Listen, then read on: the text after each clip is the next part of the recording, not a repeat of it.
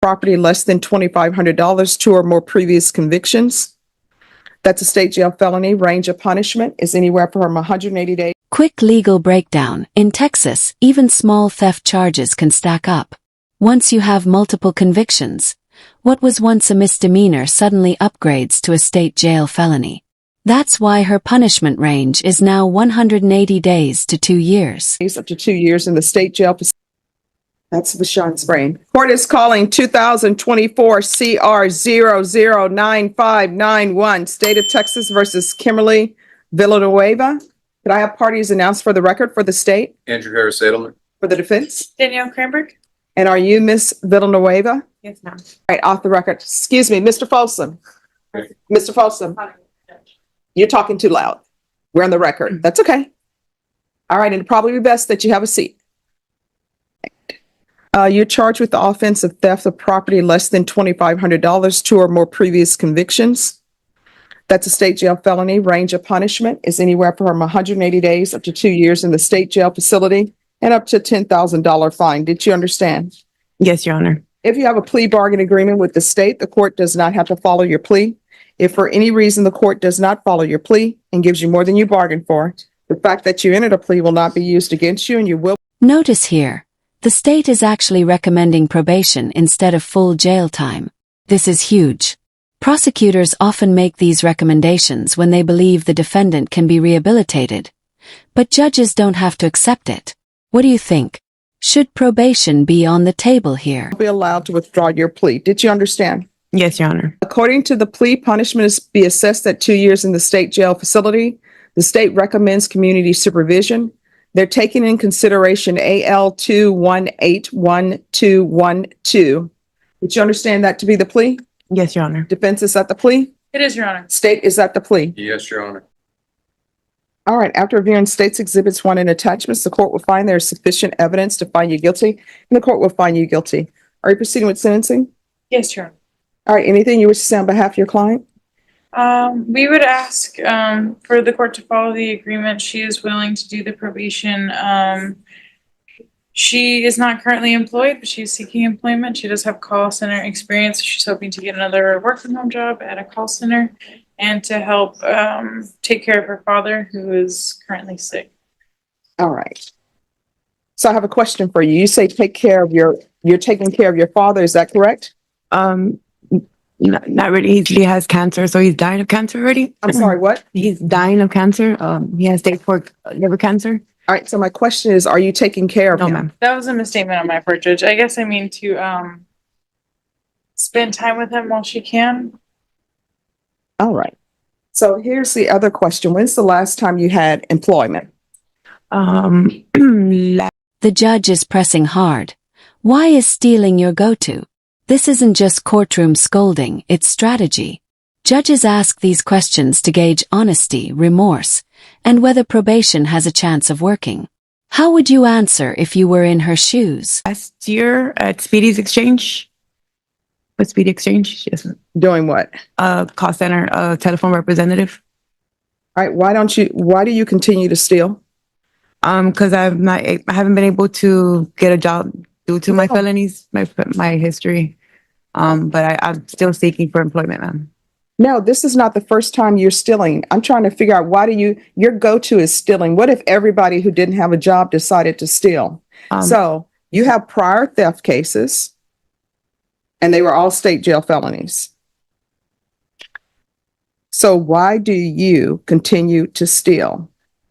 And according to this, you've been stealing since 2014 and you just want to stop stealing. So you're stealing and you're using drugs. Why is this? Well, the past, yes, my last ones, yes, ma'am. I was an addict. I'm no longer using. I've been sober for quite a couple of years already. I did have a fallback to say that one time with this recent case that I have. But I haven't picked up a charge since 2013 for theft. I've been No, not since 2013, because you have the 2023. right. That was the most recent one, yes, ma'am. So why do you prior. keep stealing? It's still not answering my question. I don't understand. I was going through some personal issues at the moment with my kids. With what? With my kids being taken away. Okay. So I went to what I knew best. But your children, were they taken away because you were using drugs? No, ma'am, for allegations. What allegations? Of using drugs and then like using drugs basically. All right, for using drugs. So when were they taken away from you? Basket. And who are they staying with? They've been adopted. All right, so your rights were terminated. So here's my question. And you know yourself better than I know you, better than your attorney knows you. And here's the turning point. The judge orders a drug test on the spot. This is a classic moment in court where everything shifts. If she's caught lying, her credibility is gone. Stick around, because this test result could decide her future. Do you really think you're going to do well at this probation? Because you had a choice to do what you needed to do and have custody of your children, and you chose to commit thefts and continue to use. Yes, ma'am, because I didn't get my children back, but I'm sorry, what? yes, I do. I feel like the probation was me right. I will do my complete probation. I've completed probation before successfully. Again, I had a tip, you know. I'm trying to go back to that lifestyle. I'm just trying to do right, but times are hard. And if you're drug tested today, and you will be, what is the results going to be? Tell the truth. I'll be about marijuana. And what else? Marijuana. So you're telling me when you're drug tested today, you're only going to be positive for marijuana? So if I send you across the hallway to get drug tested, I mean, that can happen today. And you're saying it's just going to be marijuana. All right. We can have a drug test done. Is there anything you want to say before I send you to go do your drug test? All right. So I'm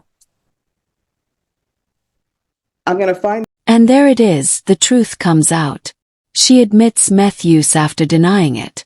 This is exactly why judges push defendants with tough questions. One lie in court can unravel your entire case. Question for you. Do you think she should still get probation after this? There's sufficient evidence to find you guilty. We're going to recall this for tomorrow. She's going to do a drug test today.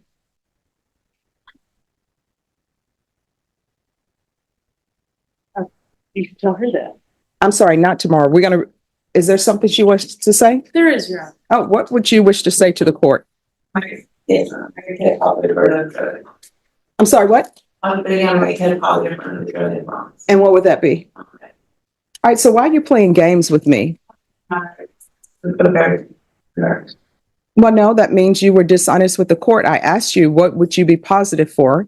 You said marijuana, nothing else. I told you I could send you right across the hallway to get drug tested, and you said, please do. You know, send me. I'm not going to be positive for anything else. So now you're telling me it's going to be meth. When's the last time you used meth? All right. And what else? All right.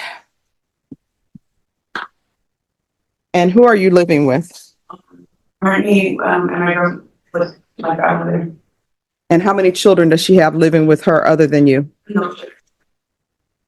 So if probation goes out there at that house, you're going to tell me that there are not going to be any minors at that house. So who all is in the house?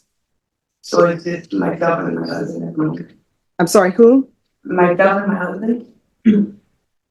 At your grandmother's house. My grandmother's deceased. She she's passed away last year in December. But it's her house. We were staying there at her house. It's her property. So I'm confused. She said she's living with her grandmother. No, she's living at her grandmother's house. No, beforehand, she's like, I'm living with my grandmother. So now she's staying at her grandmother's house. And it's just her and her husband at her grandmother's house. Yeah, I guess I missed the part where she said she was staying with her grandmother. Okay. I didn't hear that part. I just heard grandmother's house, but So it's just you and your husband at your grandmother's house, and there are no children at that location. And how often is he using? This last part is fascinating. The judge explains why defendants with certain charges are barred from working in healthcare or childcare. It's about protecting vulnerable populations. Kids, the elderly, the sick. Makes sense, right? But here's the debate. If someone has done their time and proven themselves, should they ever get that chance back? Okay, usually when people use, the people they're with usually use. All right, I'm gonna place you on probation, but I'm telling you right now, probation is gonna make visits at that location. Do you understand? All right.